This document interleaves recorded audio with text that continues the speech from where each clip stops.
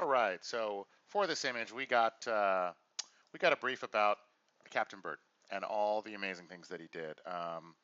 He basically, to start out, we had to think about, what is the best part of his story and what kind of action do we want to show. And I remember we had had conversations that um, showed, of course, pictures of who he was, pictures of the environment of that period. It was World War II.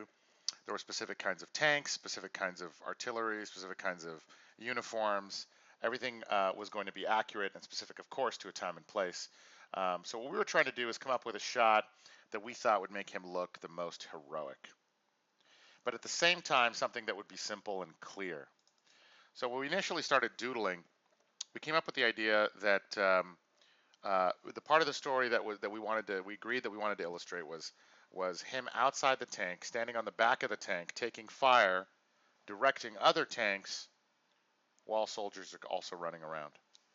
Um, and so generally we avoid usually having a centered composition, but in a shot that's supposed to be a very heroic sort of money shot, having a character in the center is a little bit more okay. So, there's rules are made to be broken. So if we had a character like that starting in the center, what that would afford us is we would get to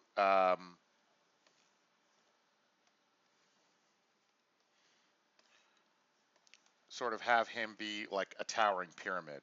That was kind of the idea, is just he is almost like a savior figure. And he's on a hill. And that generally, for a savior type figure, I think that usually works. Plus, we were thinking, well, the bullets and whatever tracers are going to be shooting, even if there weren't tracers at that time, I'm not sure, would make a nice shape around him. We knew that he had to also be fighting the enemy over here, and so we had to have some room for that. We had to have some room for other tanks.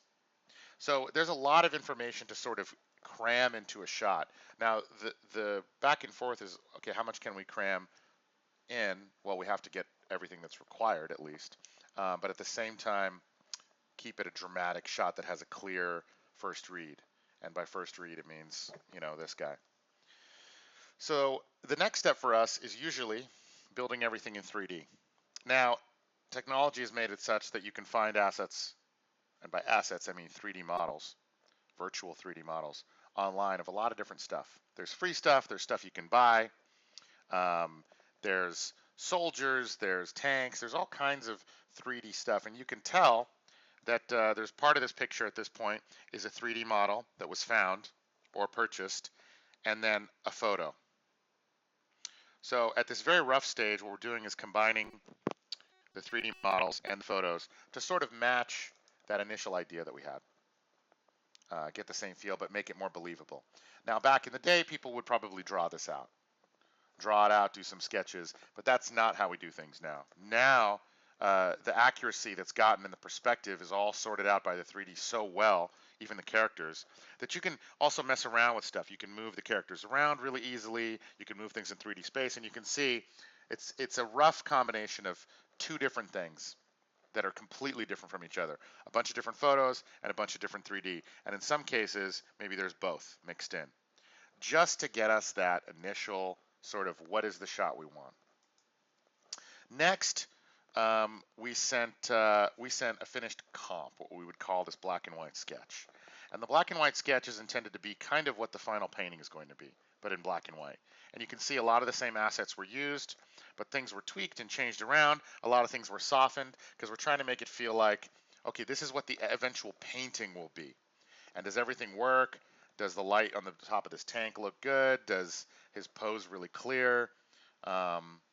So we sent that and got some approval, but we had to do a few things to tweak it. We had to make a little more room for the firefight that was going to happen, because right now the story of this fight is not 100% clear. It's certainly clear that the captain is up here, but it's not clear what they're doing, who are they fighting, because you can't see them that well. And at this really simple stage, it's important to come across those problems, because then you can solve them at this early stage. And again, because we have everything very simply blocked out, it's easy to move things around. We had another couple versions that we did. We extended the top because we wanted to show a couple planes, which later you'll see we actually brought it back down. I felt like if we had more top to the picture, then you'll notice that the captain is smaller in the shot. You know, and whatever you end up having is what you end up having, meaning like whatever's framing the shot, that's how big it's going to be. So if you have a poster on the wall, he looks that big, but if you have too much sky, he looks smaller. And by looking smaller, he looks weaker. So it's a trade-off. You know, everything's a trade-off. Oh, you want more planes? You want more sky? Well, he's not going to feel as big in the shot. And, you know, someone could argue, well, why don't you just get closer to it? Well, yeah, you could, but you judge a picture based on what's in frame.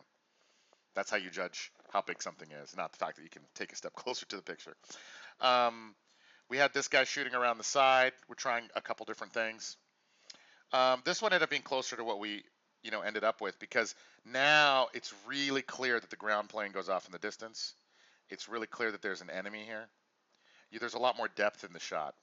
Here it's crowded a little bit. But here we've kind of made a little space. So you can really look into the picture. And that's, you know, looking into the picture into 3D space is always kind of a nice thing to have, regardless of what kind of picture you're making. Then came the process of starting to do the actual painting. Now, you'll notice that some things were gone. That's because they were just turned off in layers. So, you know, Photoshop has lots of different layers. So to start painting, we would turn off some of the layers and start finding the right reference. Like perhaps maybe early on, the picture that was found for the ground was a placeholder.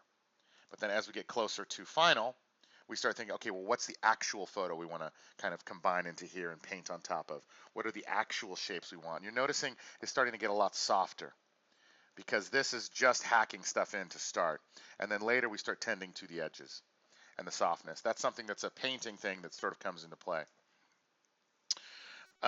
We started adding more debris.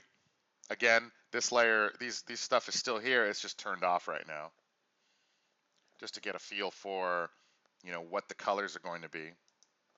There's little debris in the air. You can see the characters are starting to come back in. This guy, you'll notice there'll be fog posed right behind where the guy is. And the reason for that is so he sticks out. So he pops, we call it, a little bit. Same with him. He's out of focus, but he's kind of overlapping a little bit of a lighter area so that he sticks out. Now, who's on top of the lightest area? Which character has the most contrast? It's obviously the main character. So that's why you look at him first, because he's got the most contrast. This is a lot less contrast between dark and light, and contrast is the difference between dark and light. So you look at him later. And so when you're arranging a picture, you kind of want to have the main character be the focal point, and the way you do that is by making their contrast the greatest. And you'll notice, going all the way back to the beginning, that was decided at this stage. That had already been decided. So, you know, good decisions early on make it so that he's going to stay clearly the focus all the way through. And as we add more detail, the basic structure of him being in focus is not going to change. Adding a few more things, we got instructions to put a gun in his hand. And you'll notice the tank started to get some textures that started to take it away from that initial 3D. See, that initial 3D was good to start, but later we need to start adding pieces that will make it actually believable. And so that rough 3D is not going to fly by itself. The artist put this bright splash behind him to pop him out.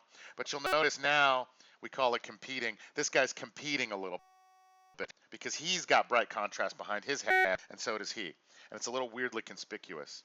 So in a later version, we took that out. And I think it's cool that this guy was looking this way, and then later he kind of turned his head a little bit to look towards us, which I think looks a lot better. Added some smoke to soften that. Now this is getting a little bit closer to what we ended up going with. And here, the explosion coming out of all directions we felt was just a little bit extreme. So we just kind of toned it down to kind of just coming off of one side, just to let it rest here a little bit, and cooled it off, because I felt like this warm version was a little bit too hot and too warm. It's getting very close to final now. We did a lot of iterations on the back of the tank, opening and closing pieces, getting it historically accurate, adding a gun on top. And in the end, it ended up something like this or very similar to this. We ended up closing these gates and adding a roll here on the top. But that was the basic idea. And you can see from the very beginning, the idea didn't change. One thing we were able to do, or that we pitched, is to kind of bring the crop back down to have less sky again. Because I thought bringing the sky back down really makes the picture more interesting. And we ended up not having him centered, but moved him off a little bit just so we could make some room for other action. He still looks heroic, but he's not centered in the picture, which is generally something you want to avoid. Um, and I wouldn't have minded it in this shot, but in the end, I think it's better that he was a little bit off to the side because it allows your eye kind of to go into the picture and see the firefight that's going on. Noticing, too, that the enemy here is also silhouetted, just so that they stick out. Cool. All right. Thanks. Great. Talk soon.